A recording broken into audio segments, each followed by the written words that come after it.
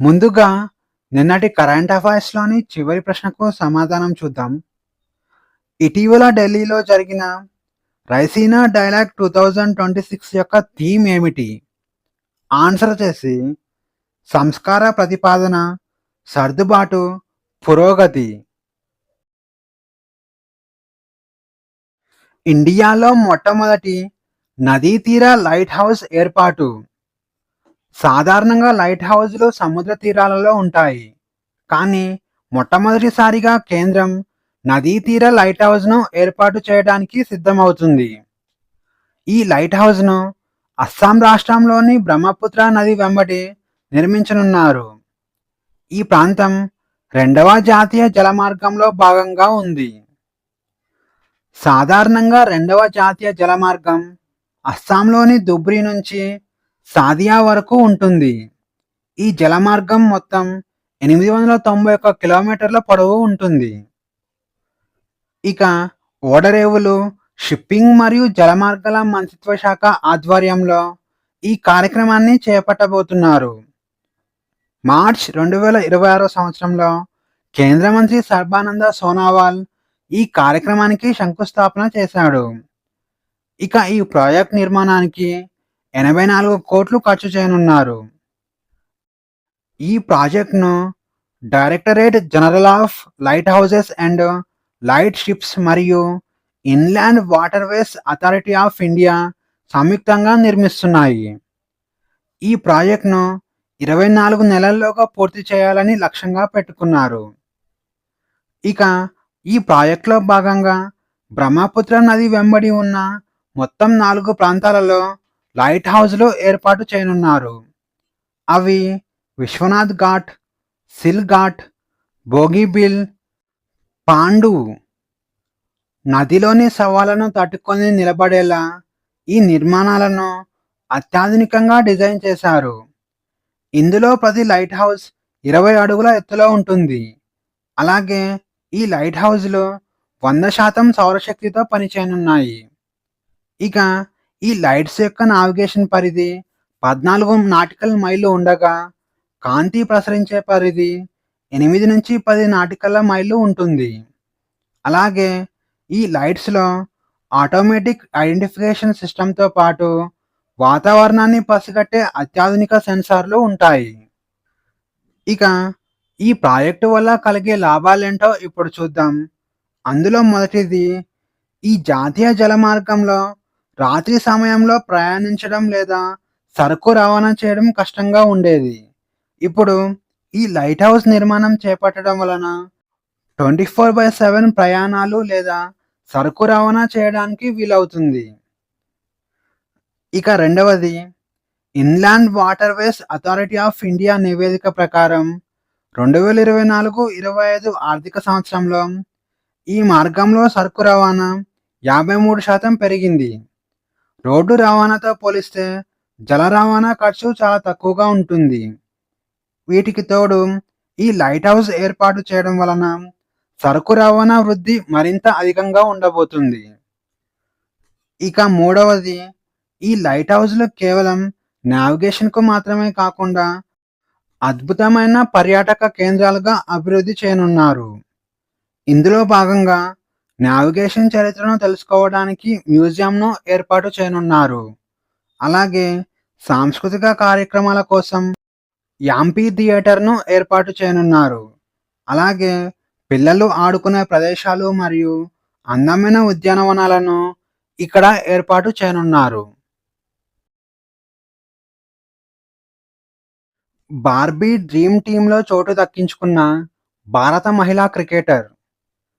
అంతర్జాతీయ మహిళా దినోత్సవం సందర్భంగా మార్చ్ 8వ తేదీన మాటెల్ అనే సంస్థ తన మొట్టమొదటి డ్రీమ్ టీమ్‌ను ప్రకటించింది. ప్రపంచవ్యాప్తంగా వివిధ రంగాలలో మహిళలు చేస్తున్న అత్యున్నత కృషిని గౌరవించడానికి ఈ కార్యక్రమాన్ని ప్రారంభించారు. ఇక ఈ సంస్థ బార్బీ టీంలో చోటు దక్కించుకున్న వారి యొక్క రూపాన్ని చిన్న బార్బీ బొమ్మలుగా రూపొందిస్తారు. ఈ బొమ్మలను కేవలం మహిళలను గౌరవించడానికి మాత్రమే రూపొందించారు. వీటిని అమ్మకానికి ఉంచరు. ఇక మొదటి బార్బీ డ్రీమ్ టీమ్‌ను చూస్తే అమెరికాకు చెందిన సెరెనా విలియమ్స్ ఈ డ్రీమ్ టీమ్‌లో చోటు దక్కించుకుంది. ఈమె దిగ్గజ టెన్నిస్ క్రీడాకారిణి. అలాగే ఇండియాకు చెందిన స్మృతి మందాన ఈ డ్రీమ్ టీమ్‌లో చోటు దక్కించుకుంది. ఈమె ఇండియా క్రికెటర్. ఇక యునైటెడ్ కింగ్డమ్‌కు చెందిన క్లోయి కెల్లీ ఈ డ్రీమ్ టీమ్‌లో చోటు దక్కించుకున్నారు. ఈమె ఫుట్బాల్ క్రీడాకారిణి. ఇక మెక్సికోకు చెందిన రెజినా సిర్వెంట్ ఈ డ్రీమ్ టీమ్‌లో చోటు దక్కించుకున్నారు. ఈమె ప్రొఫెషనల్ రేస్ కార్ డ్రైవర్. ఇక ఆస్ట్రేలియాకు చెందిన స్టెఫానీ గిల్మోర్ ఇందులో చోటు దక్కించుకున్నారు. ఈమె ప్రొఫెషనల్ సర్ఫర్. ఇక అమెరికాకు చెందిన కెల్లీ గెరార్డీ ఈ డ్రీమ్ టీమ్‌లో చోటు దక్కించుకున్నారు. ఈమె అంతరిక్ష పరిశోధకురాలు. ఇక జర్మనీకి చెందిన హెలెన్ ఫిషర్ ఈ డ్రీమ్ టీమ్‌లో చోటు దక్కించుకున్నారు. ఈమె ప్రముఖ పాప్ సింగర్. ఇక పోలాండ్‌కు చెందిన జోజా స్కూబిస్ ఈ డ్రీమ్ టీమ్‌లో చోటు దక్కించుకున్నారు. ఈమె గొప్ప పర్వతారోహకురాలు.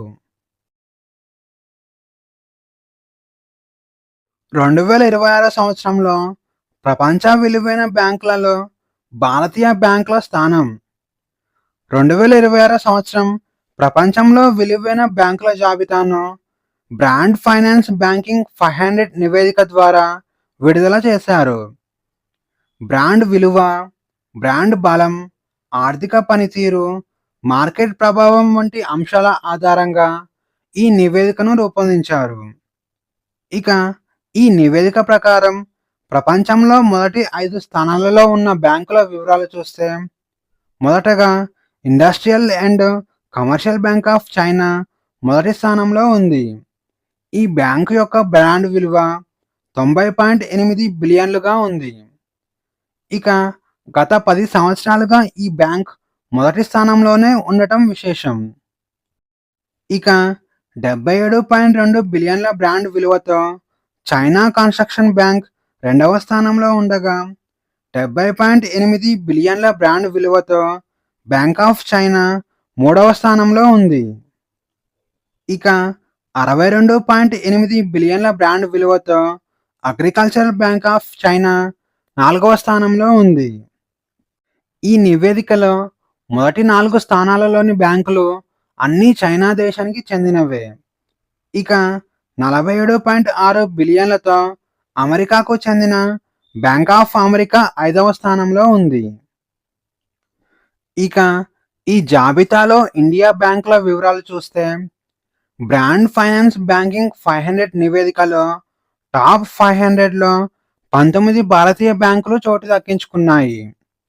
వీటి యొక్క బ్రాండ్ విలువ 47.8 బిలియన్లుగా ఉంది.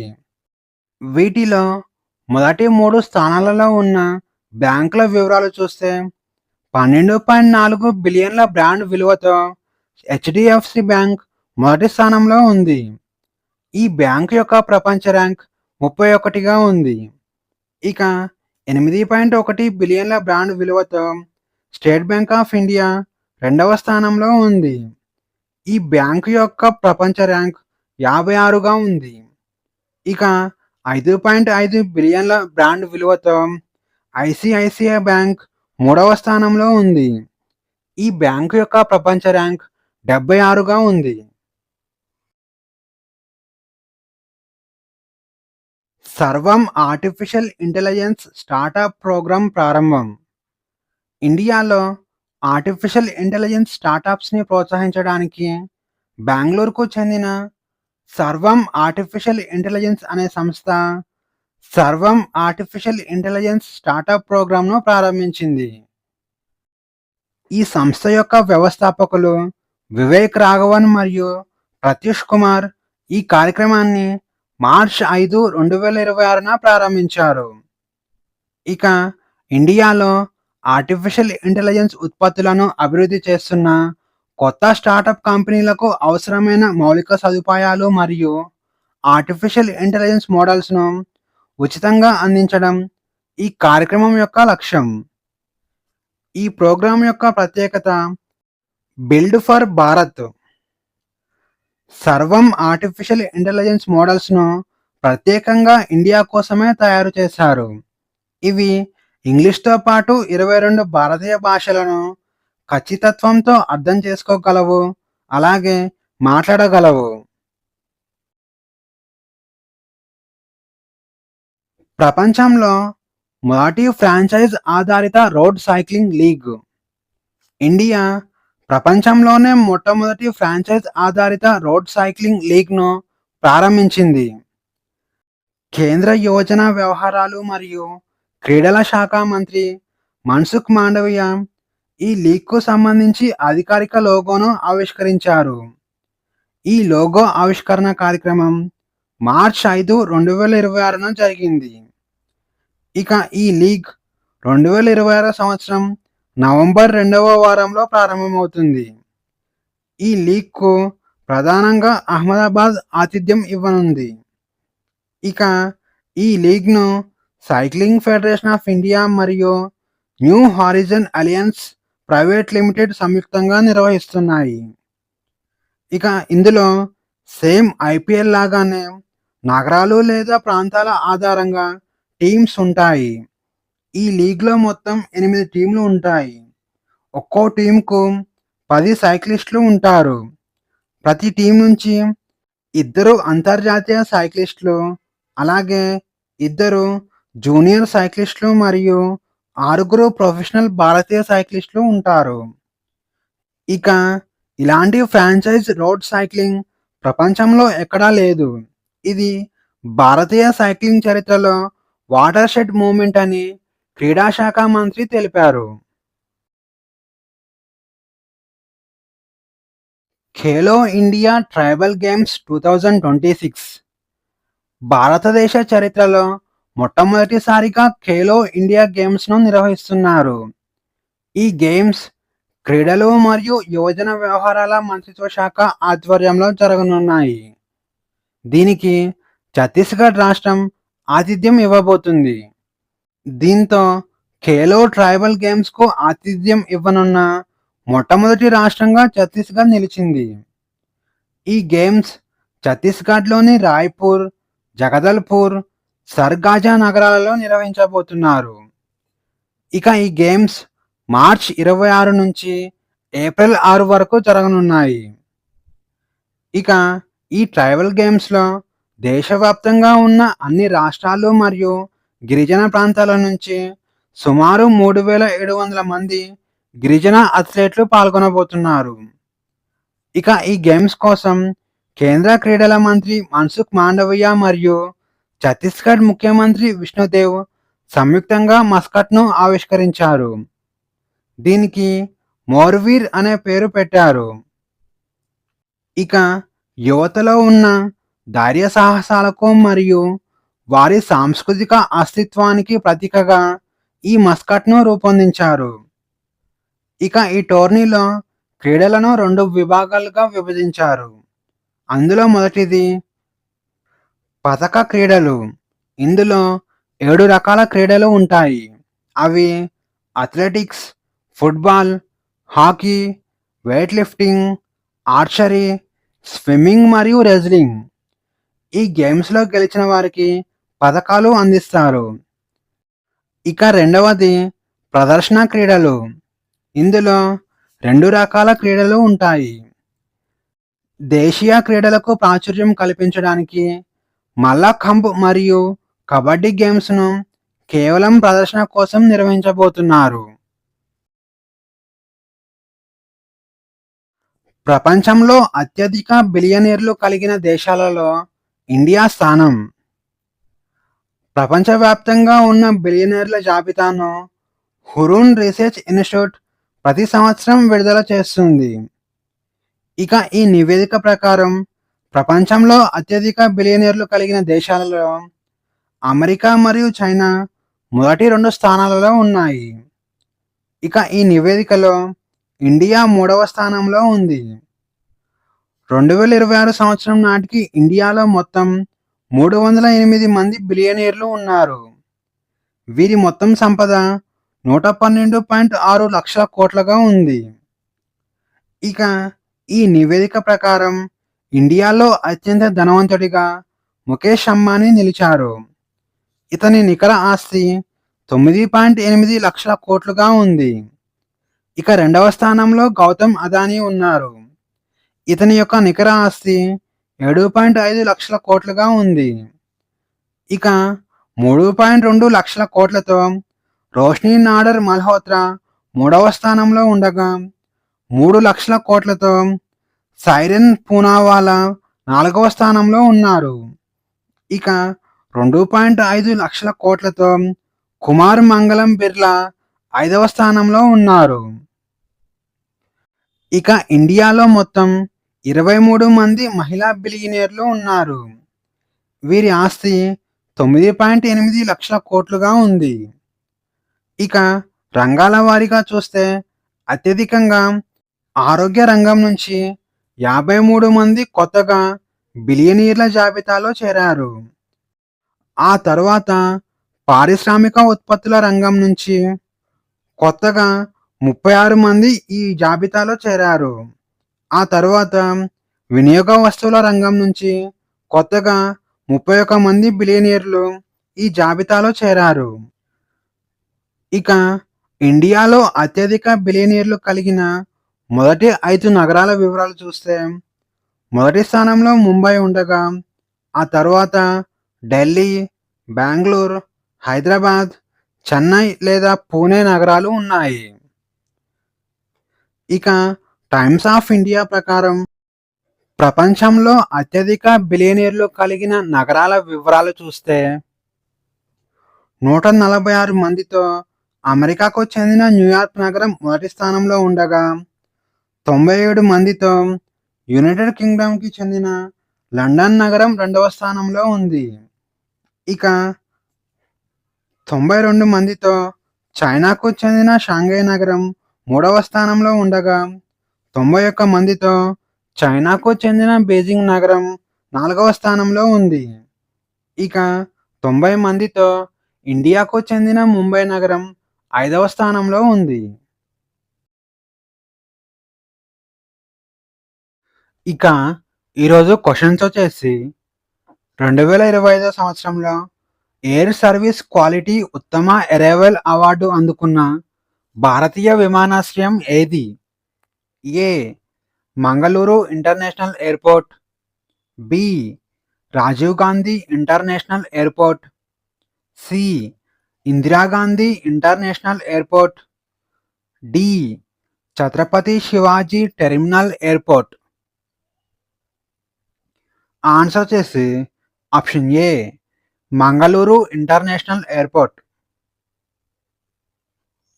ఇటీవల వారణాసిలో మెగా ప్లాంటేషన్ కార్యక్రమం నిర్వహించి ఏ దేశాన్ని అధిగమించి గిన్నిస్ ప్రపంచ రికార్డు నెలకొల్పింది? A Australia, B Nepal, C China, D America. Answer వచ్చేసి ఆప్షన్ సి చైనా. జాతీయ భద్రతా దినోత్సవాన్ని ప్రతి సంవత్సరం ఏ రోజున జరుపుకుంటారు? ఏ మార్చి 1, బి మార్చి 2, సి మార్చి 3, డి మార్చి 4. ఆన్సర్ వచ్చేసి ఆప్షన్ డి మార్చ్ 4. ఇటీవల ఏ సమస్యను తగ్గించడానికి ప్రాజెక్ట్ హనుమాన్ను ప్రారంభించారు? ఏ ఔషధ సమస్య, బి మానవ జంతు సంఘర్షణ సమస్య, సి విద్యా సమస్య, డి పారిశుద్ధ్య సమస్య. ఆన్సర్ వచ్చేసి ఆప్షన్ బి మానవ జంతు సంఘర్షణ సమస్య. మార్చ్ 2026లో శివప్రతాప్ శుక్లా ఏ రాష్ట్రానికి గవర్నర్గా నియమితులయ్యారు? A Andhra Pradesh, B Telangana, C Maharashtra, D Uttar Pradesh. Answer వచ్చేసి ఆప్షన్ బి తెలంగాణ. భారతదేశ ప్రామాణిక కాలరేఖ అయిన 82.5 తూర్పు రేఖాంశం కింది వాటిలో ఏ నగరం గుండా వెళ్తుంది? A Mumbai, B Allahabad, C Chennai, D Kolkata. Answer వచ్చేసి ఆప్షన్ బి అలహాబాద్. అలహాబాద్తో పాటు ఈ తూర్పు రేఖాంశం తెలుగు రాష్ట్రమైన ఆంధ్రప్రదేశ్లోని కాకినాడ గుండా వెళ్తుంది. ఇక ఈ తూర్పు రేఖాంశం ఉత్తరప్రదేశ్, మధ్యప్రదేశ్, ఛత్తీస్గఢ్, ఒడిషా, ఆంధ్రప్రదేశ్ రాష్ట్రాల గుండా ప్రయాణిస్తుంది. నల్లరేగడి మట్టి ఏ పంటకు అత్యంత అనుకూలమైనది? ఏ వరి, బి గోధుమ, సి పత్తి, డి చెరుకు. ఆన్సర్ వచ్చేసి ఆప్షన్ సి పత్తి. నల్లరేగడి నేలలను రేగూర్ మృత్తికలు లేదా బ్లాక్ కాటన్ సాయిల్స్ అని కూడా అంటారు. ఈ నేలలు పత్తి పంటకు అనుకూలంగా ఉంటాయి. ప్రపంచంలో అత్యధిక వర్షపాతం నమోదయ్యే ప్రాంతం ఏ రాష్ట్రంలో ఉంది? A Assam, B Meghalaya, C Arunachal Pradesh, D Sikkim. Answer వచ్చేసి ఆప్షన్ బి మేఘాలయ. ప్రపంచంలో అత్యధిక వర్షపాతం నమోదయ్యే ప్రాంతం మాసిన్రామ్. ఈ ప్రాంతం మేఘాలయలో కాశీ కొండలలో ఉంది. భారతదేశంలో అతి పురాతనమైన పర్వత శ్రేణులు ఏవి? ఏ హిమాలయాలు, బి అరావళి పర్వతాలు, సి సాత్పురా పర్వతాలు, డి నీలగిరి పర్వతాలు. ఆన్సర్ వచ్చేసి ఆప్షన్ బి అరావళి పర్వతాలు. అరావళి పర్వతాలు రాజస్థాన్ గుండా విస్తరించి ఉన్నాయి. ఈ పర్వత శ్రేణులు రీసెంట్గా న్యూస్లో ఉన్నాయి.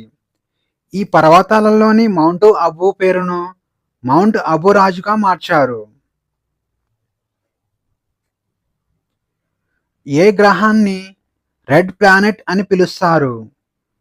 ఏ శుక్రుడు, బి అంగారకుడు, సి గురుడు, డి శని. ఆన్సర్ వచ్చేసి ఆప్షన్ బి అంగారకుడు.